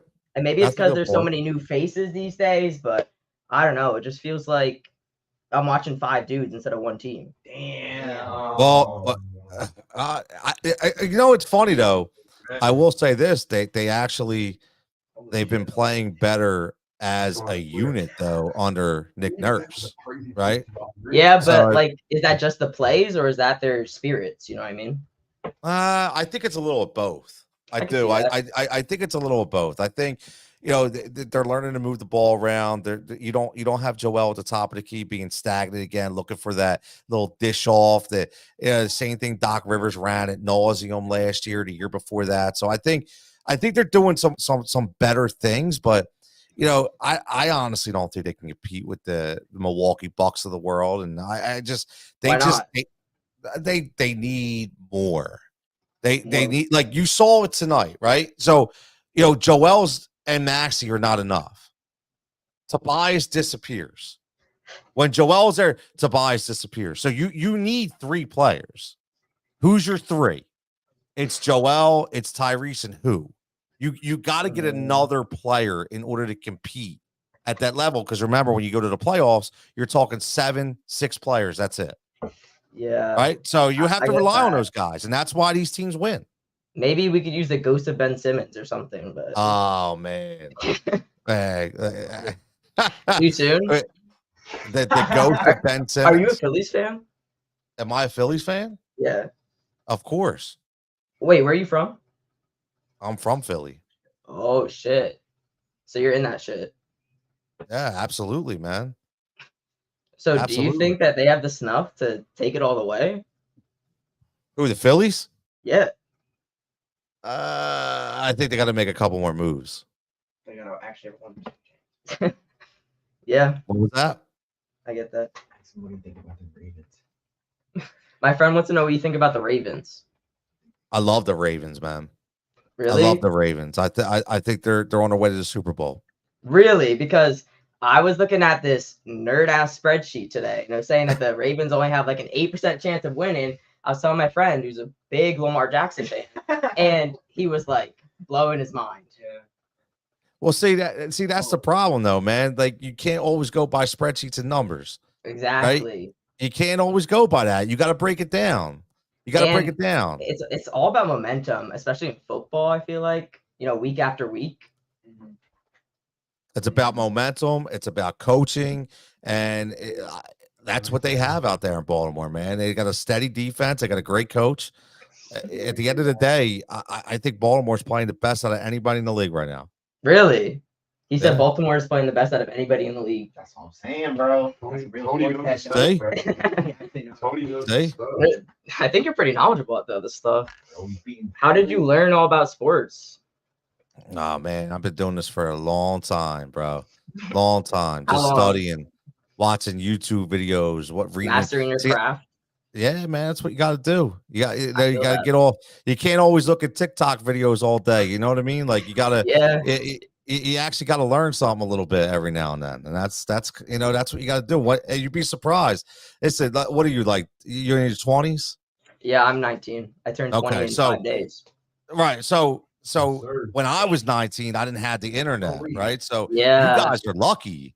You guys can go and look whatever you want. I had to go to the library and pull out books and watch slideshows. I didn't have none of that shit. You know I what get I mean? that, but like, if I'm not supposed to go to TikTok for information, where am I supposed to go? No, I'm saying use TikTok for that information. Oh, you're saying use TikTok? Okay, I'm down. Yeah, why not? Yeah, I mean, You use the tools that you have right now. true. It's all in my toolkit. Just that You shit is got a tool- unopened. I feel. See. Got it. Well, listen, before you go, man, tell me Super Bowl, man. What, like, if you're football, who you got going? If it's not the Ravens, who do you got at the Super Bowl, man? I think it's Bills, Cowboys, and there's a huge injury on the Cowboys. Like 3 people get injured, and then the Bills win by like default. What about them But birds? they're not playing. I can listen. I can see the Bills win, man. I can see that. I'm not gonna listen. I don't wish injury on nobody, but I do like the fact that you thought that the Cowboys were gonna lose. So No, the Cowboys are losing for sure. They got that losing spirit. yeah, I think- I'm down for that. I think it's like how they get off. You know what I mean? Yep, I'm down for that. Definitely. I'm not a big Cowboys guy. Really? Yeah, I big could Cowboys. tell a lot of people in this area have some animosity. Yeah, absolutely, man. It's years. That's our rival, man. That's our rival, man. That's our rival. Yeah, So, yeah, I get that. We don't. absolutely. I thought we didn't have to worry about the Giants, but I guess not. Nah. We sucked ass the last couple weeks, man. So It happens. it happens, but it shouldn't happen like that. Shouldn't happen like Mm-mm. that. Mm-mm. Definitely not. If it But were man, up to thanks for me- calling in, brother. I appreciate it. Yeah, Man, you got to no call in problem. Thanks for having again. me on the show. Oh, I for Anytime, sure, man. Anytime. Thank you I for having me, appreciate it. Tony. What's up? Thank you for having me, Tony. You got it. Dean the Sports Kid 4. Check Yeah. that out, man. Check Okay, me catch you out. next time, brother. I You appreciate it. too. Dean the Sports Kid 4 checking in, man. I think, listen, the youngsters of today, I love that. I know, listen, they thought it was funny and they were laughing and because I am old, right? Joe knows that. Joe, me and you were old, bro. We old. And, we used to have to take out those Encyclopedia Britannicas to learn our craft, right? We used to have to do that. Okay, so one-on-one Bryce. Okay, you asked Dean his thoughts on the GOAT, as with you, Tony. I know that I know that's his boys probably in there trolling up on the site, which is cool, man. I think it's pretty funny. I appreciate him calling in, because again, that's what we want to make this show interactive. You never know what you're going to call it, like anything, music, life, sports. Never know what you're going to get, man. I used to work shift work, overnights and crazy hours. And I used to listen to sports radio all the time. Big Daddy Graham was the guy, overnights listened to consistently. And some of the people that would call in were hilarious, especially after 2 a.m. last call, right? You get the last call people after 2 a.m. That was always fun. But, doing this kind of thing opens you up to an audience that sometimes you may not know that you have, which is pretty cool. But yeah, imagine if, like, Joe, imagine if we had the tools that these kids have nowadays. I mean, listen, we had beepers and pagers. I mean, that's what we had. Like, we had to find the payphone. It got so bad that, remember the coding for the pagers. 143 was I love you. You know, you get those pages, with the 911 at the end, like, oh, you better call me. It's like you're 16, it's like your girlfriend, and you hurry up to a payphone and you call and you go, like, what's wrong? She's like, well, where are you at? You're like, really? You call me 911 for that? Like, those were the good old days, man. Those were the good old days. But getting back to the Sixers, Joe says Nurse has them moving the ball better than they have in 20 years. Leave that dribble handoff at the Y. Yes. The dreaded dribble handoff. How many, like, I just wanted to cringe every time I saw the dribble handoff last year. Like, I legitimately wanted to cringe every time I saw it. And I'm so glad that we're finally getting Joel out from at the top of the key looking for that dribble handoff. I'm so glad, man. So glad. And again, tonight, right? Tonight, what happened? What happened? You watch B-Ball Paul go coast to coast and get yanked, right? Yanked. It's just, it's crazy. Joe's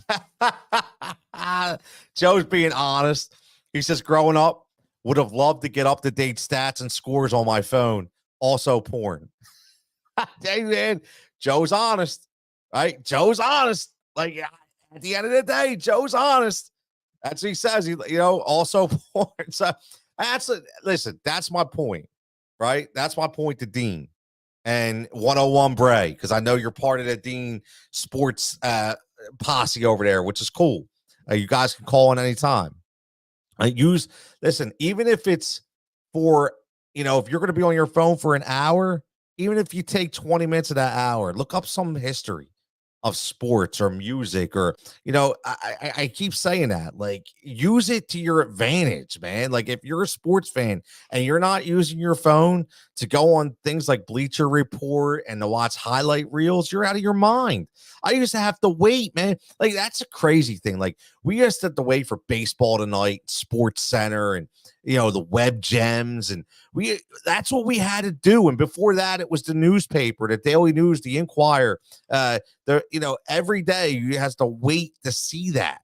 And then when they finally got the internet, you had the 56K modems and the AOL, and it would come out with the like trying to connect you. It was so goddamn slow. This stuff wasn't even imagined yet. You just got the DOS screen and you got the text, right? You weren't even getting video or graphic capabilities that you get right now.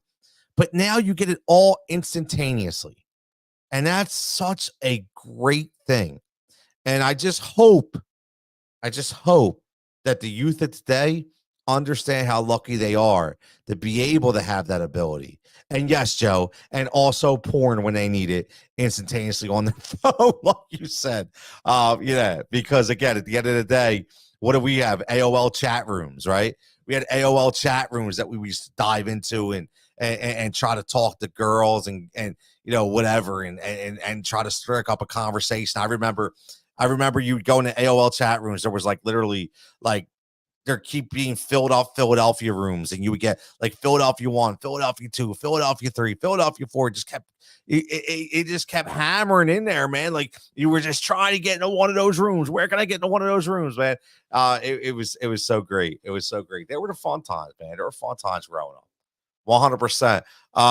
Lauren Rosen, who covers the Sixers, tweets out Nick Nurse on how Tyrese Maxey has lived up to his expectations thus far. He's as advertised. You get to know him, and he's pure. He's a hard worker. He loves his teammates. He loves to play. He's even more talented than I thought. Pretty interesting words from Nick Nurse, right, on the youngster and Tyrese Maxey, which is great, man. Delaware Blue Coats win tonight. Coded the game again at Ricky the Fourth, Ricky Council. I'm telling you, man, they have some really good young talent on this team. Ricky Council is one hell of a player. He really is. He's really developing, man. Really developing. So it's going to be interesting to see how these two-way players work and how they continue to evolve. It really, really, really, really, really, really will be interesting. Unbelievable. So many interesting things on the timeline. So many interesting things on the timeline tonight, man. When we talk about the Sixers and the trade deadline, and I'm torn. I'm torn, man. I'm torn about what we should do. Joe says, Can Cure update Max's commercial and lose to minifig comment? I know exactly what you're talking about too. To be honest, with you. I know exactly what you're talking about. You always think like, can you recreate that some way? And all the editing in the world today, can like you can't take it out? Like seriously, like you can't take it out. Like why? It's just it's crazy, man. It's crazy. Oh my lord. So let's I'll tell you one thing is interesting. My man just checked in. My man David, giving us an update because he is a fan. Toronto loses 106-113 to the Clips, and lo and behold, the Clips are playing pretty well. And I thought this was interesting that they're talking about extension with PG-13, right? Interesting. Talking about extension with PG-13. I'm curious with that. Really, really curious. I like to see. I really, really, really like to see. Pete Carroll, man, in his press conference says, this is worth crying for. When he's talking about his wife, Glenna, will also have you in tears. Check it out, man. NFL.com. Pete's such a great dude. It says will remain with the organization as an advisor. I'm curious to see how long that lasts, to be honest with you. I don't think that's going to last long. I really don't. I think this is a forced move. I think this is a good way. But look at Pete, man. He is football. That's his life. He wants to be around those players. He doesn't want to be an advisor. That's not what like seriously, like some guys like Andy Reid could be an advisor, right? Like think about it. Andy Reid could be an advisor. Think about some of the coaches in the NFL right now, for the last few minutes that we're live. Think about some of the coaches that could be advisors and some of the coaches that couldn't be advisors. Like Andy Reid, 100% advisor. Mike McCarthy, advisor, 100%. Dennis Allen, advisor. Arthur Smith, water boy. All right, think about that. Yeah, it's about the best he could do. All right, Ron Rivera, advisor. Doug Peterson, advisor. Pete Carroll, no friggin' way. Sean McVay, nope. No way. Kyle Shanahan, nope. Couldn't be an advisor.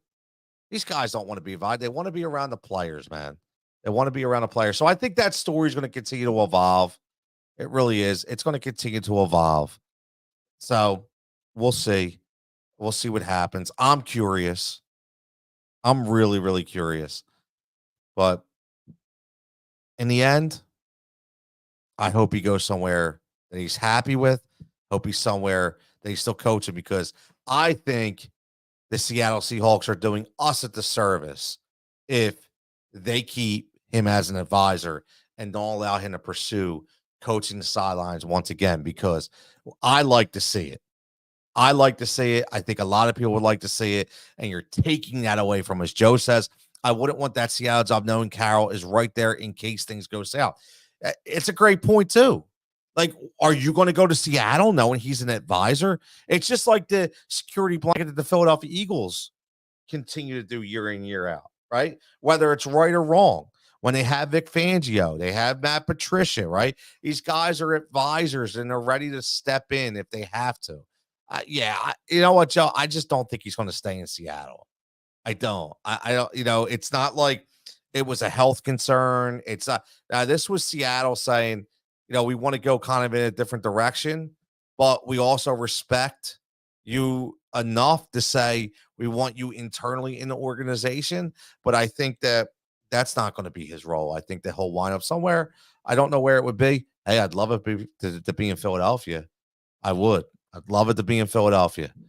But who knows? Who knows what's going to happen? But listen, we're going to wrap this up.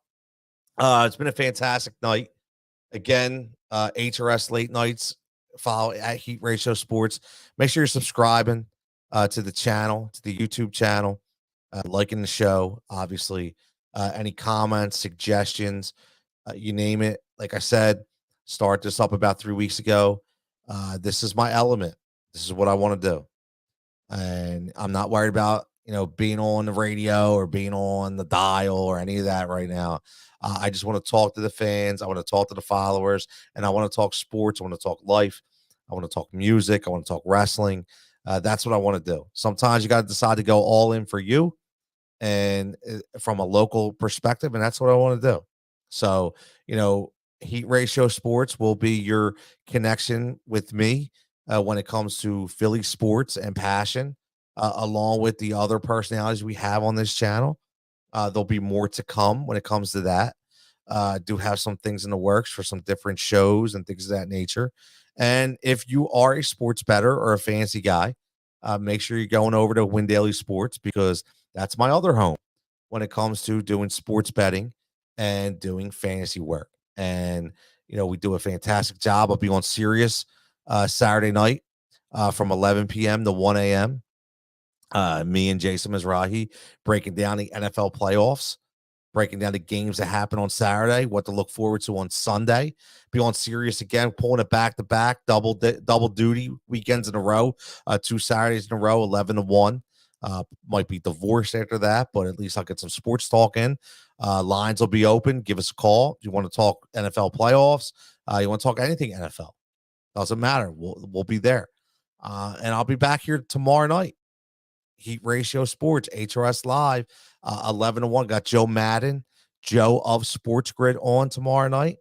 Be talking sports with her, previewing the NFL playoffs. We had a great interview tonight with Sean Barnard at Sean_Barnard1 from Fox Sports The Gambler, Pick Swap Media, as long as Sixers Digest and Philly Sports Network. Did a fantastic job, brought a lot of energy and passion and a lot of expertise to the program, which was fantastic, which I loved. Tomorrow, like I said, last plug for me is make sure you go follow the Blue Coats Beat. Number one, subscribe to the Blue Coats YouTube page, and make sure you go subscribe to the Blue Coats Beat. Me and Coach Joe, me and Joe Richmond, we host, every other week. We do a pod, we do an interview, some player spotlights as well. You'll see tomorrow we get to interview the great Sharif Abdur-Rahim, NBA G League president, talk about his passion, his youth advocacy, and obviously what it's like to be the president of the NBA G League. Always interesting that with the last interview we had on with Sonny Hill, I mean, that got interesting, the stories he was able to tell. And I'm sure tomorrow will be a little bit of the same. Really, really, really, really excited and looking forward. And there you go. You see my face for once, right? But yeah, we're gonna end this. Like I said, at the end of the day, I want to talk sports. I want to have fun doing it. And I'd like to thank Adam. I'd like to thank Al. I thank Rich, Fuge, my man Joe, Dean, the sports kid, for checking in, which was nice. Love it. Give us some little flavor, little some young flavor tonight. My man Bray checking in, my man David checking in, giving us all the names of the Vancouver Grizzlies. My man Adam, as always, checking in, and everybody else that likes and supports the show. There'll be some things coming up, some special deals I have for people who want to help me support the show. Very, very easy things to do. I'd appreciate the support. That'll be coming up next week. But for right now, man, it's Wednesday. It's actually Thursday now, Thursday morning, right here. Hopefully everybody has a great Thursday. If there's anything you want to talk about tomorrow night that I don't cover, let me know. Hit me up. Hit me up in the comments. Hit me up on YouTube. Hit me up on Instagram. Hit me up on Twitter. Either way, everybody, like I always say, have a great night. Stay safe. Stay healthy. Keep supporting Heat Ratio Sports. And we'll catch you back here tomorrow.